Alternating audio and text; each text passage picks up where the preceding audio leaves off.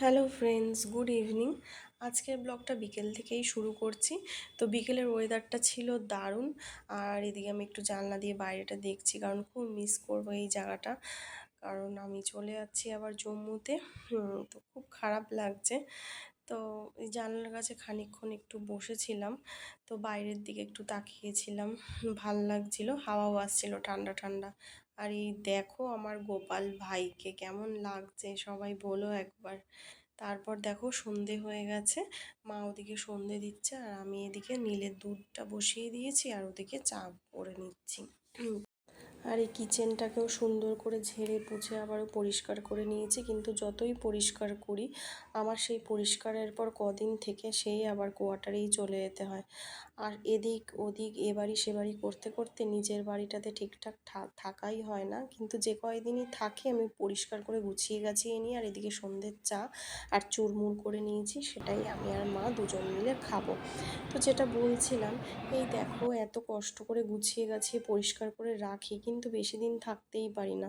নিজের বাড়িটার উপর খুব একটা মায়া জমে গেছে, কি করব, সেটাকে ছেড়েই আসতে হয় সব সময়। তো যাই হোক, এদিকে মা আবার আমার শাড়ির পাড় লাগিয়ে দিচ্ছে। তো কোনো কোনো সময় শাড়ি পরতেও খুব ভালো লাগে। এরপর দেখো চলে আসলাম পরের দিনে, এটা ছিল পরদিনকার ভিডিও। তো পরদিনে আমি সকাল সকাল উঠে ঘরটর পরিষ্কার করে আমি ঘরগুলো মুছে নিচ্ছি, কারণ এখন হলো প্যাকিংয়ের পালা। কারণ জম্মুতে আমি চলে যাচ্ছি, এটা ছিল আগের দিনের ব্লগ, যেদিন যাব তার আগের দিনকার ব্লগ। তো এভাবে ফটাফট করে ঘরদোরগুলো পরিষ্কার করে নিচ্ছি। জানি না, আমি ঘরগুলোর পুরো মায়ায় পড়ে গেছি। কারণ এই যে আসি বারবার পরিষ্কার করি, তারপর আবার ফেলে রেখে দিয়ে চলে যেতে হয় এক দুদিন থেকেই। তো সে কারণে খুবই খারাপ লাগে।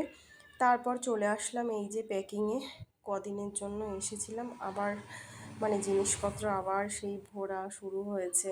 তো মনটা খুবই খারাপ ছিল, কি আর করব বলো, কিছুই করার নেই। তো এভাবেই আমাদের চলতে হয়। যারা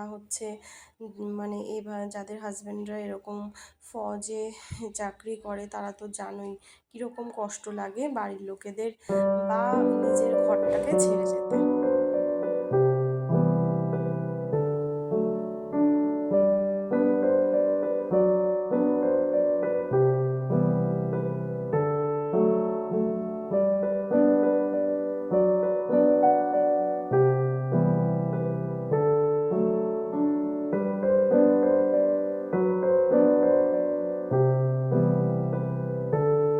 আর এখানে আমার প্যাকিং ফুল কমপ্লিট হয়ে গেছে।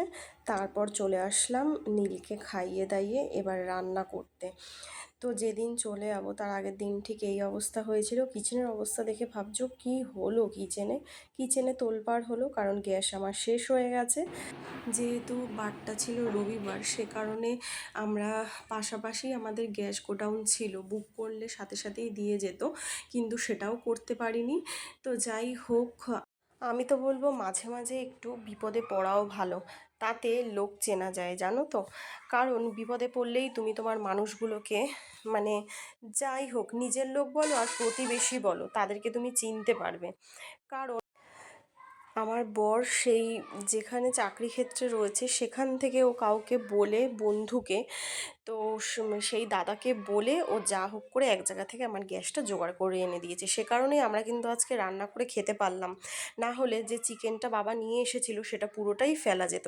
তো যাই হোক, এভাবেই আমাদের দিনটা কাটালাম। ভিডিওটা ভালো লাগলে সাবস্ক্রাইব